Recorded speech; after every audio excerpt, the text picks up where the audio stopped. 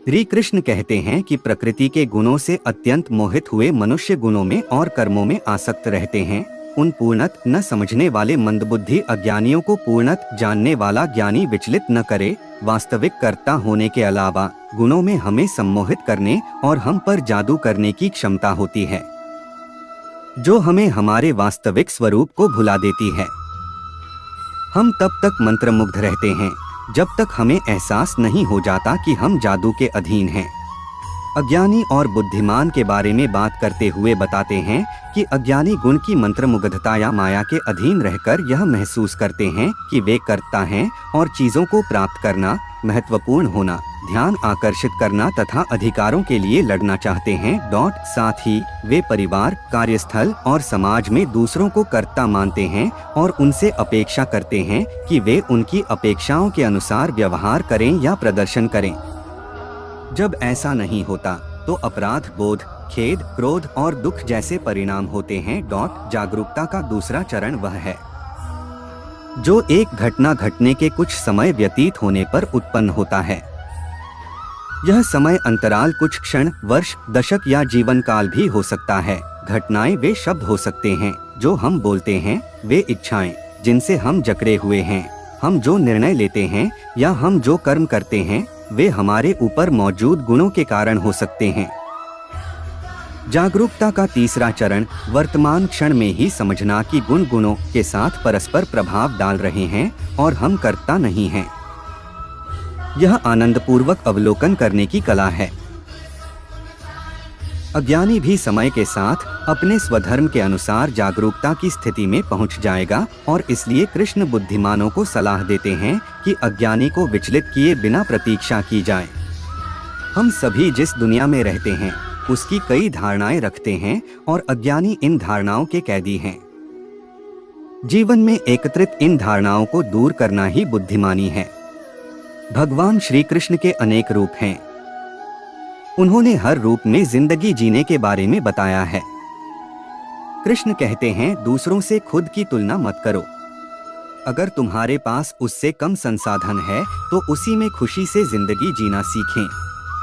आइए जानते हैं श्री कृष्ण से जुड़ी कुछ खास बातों को। भगवान कृष्ण कहते हैं, किसी दूसरे व्यक्ति के सहारे अपनी जिंदगी को जीने से बेहतर है कि आप अपनी जिंदगी को अपने बल पर जीना शुरू कर दें। आगे कृष्ण कहते हैं, अपने भाग्य पर भरोसा रखो, सब कुछ अच्छा होगा। भगवान श्री कृष्ण के अनेक रूप हैं। उन्होंने हर रूप में जिंदगी जीने के बारे में बताया है। कृष्ण कहते हैं, दूसरों से खुद की तुलना मत करो।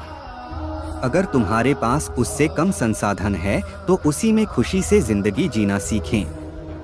आइए जानते हैं श्री कृष्ण से जुड़ी कुछ खास बातों को। भगवान कृष्ण कहते हैं, किसी दूसरे व्यक्ति के सहारे अपनी जिंदगी को जीने से बेहतर है कि आप अपनी जिंदगी को अपने बल पर जीना शुरू कर दें। आगे कृष्ण कहते हैं, अपने भाग्य पर भरोसा रखो, सब कुछ अच्छा होगा। दोस्तों, श्री कृष्ण को भगवान विष्णु का अवतार माना जाता है। श्री कृष्ण उन त्रिदेवों में से एक है जिन्होंने सृष्टि बनाई है। श्री कृष्ण ने पृथ्वी पर अनेक लीलाएं की हैं। उन्होंने ही इंसान को प्रेम का असली महत्व समझाया। भगवान कृष्ण ने कई बार राक्षसों से धरती की रक्षा की है। वह हमेशा धर्म के पक्ष में खड़े रहते हैं। धर्म, नीति, शास्त्र का ज्ञान श्री कृष्ण की ही देन है। श्री कृष्ण को कई नामों से जाना जाता है, जो नाम उन्हें उनकी प्रसिद्धि के कारण मिले हैं। दोस्तों, क्योंकि श्री कृष्ण इतना मनमोहक और रोचक हैं। बाबा तेरे अलावा कौन देगा सुकून, मेरी रोती हुई आंखों को किसको देखूं कि नींद आ जाए।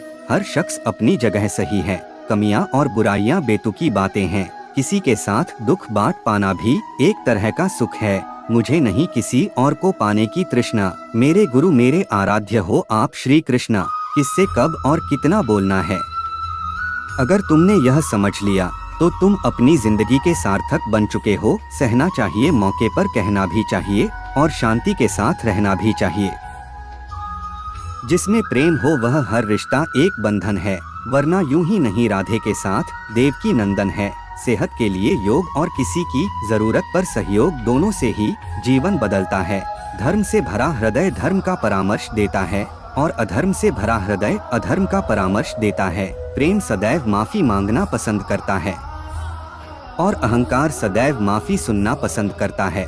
इंसान इसलिए दुखी नहीं है कि वह ईश्वर को नहीं मानता, इंसान इसलिए दुखी है क्योंकि वह ईश्वर की नहीं मानता। इंसान की सोच ही उसकी सबसे बड़ी पहचान है, वरना दुनिया में एक नाम के अनेक इंसान हैं। रिश्तों में अपेक्षा ही कमजोर बनाती है। अपेक्षा तो स्वयं मस्तिष्क में जन्म लेती है। संदेह की स्याही से संबंध के पृष्ठ पर कभी शुभ अंकित नहीं होता, इसलिए अपने मन के विचार और संबंधों का आधार दोनों ही शुभ रखें। समय आने पर सबको मिलता है, समय से पहले की चाह ही दुख का कारण बनती है। मित्र शब्द को प्रथम उच्चारण करने वाला व्यक्ति मित्रता के लिए सबसे ज्यादा प्रतिबद्ध और समर्पित होना चाहिए। वे मूर्ख हैं जो प्रेम को बकवास कहते हैं। प्रेम इस संसार की मूल है, इसी से संसार बना है। दगा किसी का सगा नहीं होता। जहाँ मतलब खत्म होता है वहाँ दगा की शुरुआत होती है। इंसान को उसके कर्म नहीं, कर्म के पीछे की इच्छाएं बांधे रखती हैं, क्योंकि इच्छाओं के कारण ही कर्म निर्मित होते हैं। किसी जीव को कष्ट देकर तुम मुझे खुश कैसे देख सकते हो?